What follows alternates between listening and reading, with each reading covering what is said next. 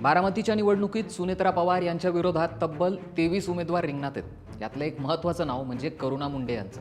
करुणा मुंडे यांना अर्ज मागे घेण्यासाठी राष्ट्रवादीच्या नेत्यांकडून प्रयत्न करण्यात आले, पण तरी देखील करुणा मुंडे निवडणूक लढवण्यावर ठाम राहिल्या। पण आता यामागचं वेगळंच कनेक्शन समोर आलंय। भाजपच्या एका बड्या नेत्यामुळे करुणा मुंडेंनी माघार घेतली नसल्याचा दावा हा आमदार रोहित पवारांनी केलाय। नेमकं काय घडलं, रोहित पवार यांचा आरोप काय आणि तो बडा नेता कोण आहे हेच सांगतो। सुरुवातीपासूनच बारामतीची निवडणूक बिनविरोध व्हावी यासाठी राष्ट्रवादीसह महायुतीतल्या सगळ्या नेत्यांनी प्रयत्न केल्याचं पाहायला मिळालं।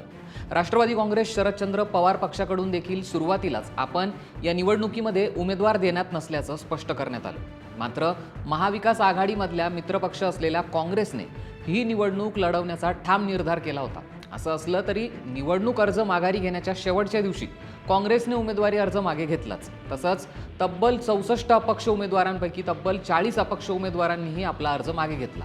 पण तरीही सुनेत्रा पवार यांच्या विरोधात सध्याही 23 अपक्ष उमेदवार निवडणूक रिंगणात आहेत। करुणा मुंडे, अभिजित बिचुकले यांच्यासह इतरांची यात नावं आहेत। पण बिनविरोध निवडणूक करण्यासाठी या अपक्ष उमेदवारांचे उमेदवारी अर्ज मागे घेण्यासाठीचे जे प्रयत्न करायला पाहिजे होते ते करण्यात आले नसल्याचा आरोप सध्या विरोधी पक्षांकडून करण्यात येतोय। विशेष म्हणजे करुणा मुंडे यांच्या अर्जामागचं भाजपच्या बड्या नेत्याचं कनेक्शन समोर आलंय। भाजपच्या एका बड्या नेत्याने सांगितलं असतं तर त्यांनी अर्ज मागे घेतला असता, असा दावा करताना रोहित पवार यांनी एक मोठी थिअरी मांडली आहे। रोहित पवार यांच्या म्हणण्यानुसार ज्यावेळी महाविकास आघाडीचं सरकार गेलं आणि शिंदे फडणवीस सरकार सत्तेवर आलं, त्यावेळी राष्ट्रवादीच्या सगळ्या आमदारांनी सह्या करून अजित पवार यांना विरोधी पक्षनेता म्हणून निवडलं होतं। त्यावेळी त्यांच्या नेतृत्वात धनंजय मुंडे हे भाजपवर जोरदार टीका करत होते।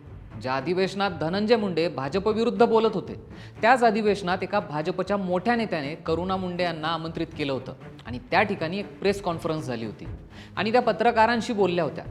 दुसऱ्याच दिवसापासून धनंजय मुंडे यांनी भाजपवर टीका करणं सोडून दिलं होतं। त्यामुळे आता भाजपच्या बड्या नेत्याने करुणा मुंडे यांना सांगितलं असतं तर त्यांनी तो फॉर्म मागे घेतला असता, असा दावा रोहित पवारांनी केलाय। रोहित पवारांच्या दाव्यामुळे भाजपचा बडा नेता कोण आहे असा प्रश्न आता समोर येतोय। करुणा मुंडेंच्या मागे कोणत्या मोठ्या नेत्याचा हात आहे? तुम्हाला काय वाटतं, कोण असेल हा नेता? आम्हाला कमेंट करून नक्की सांगा आणि सरकारनं आम्हाला सबस्क्राईब करायला विसरू नका।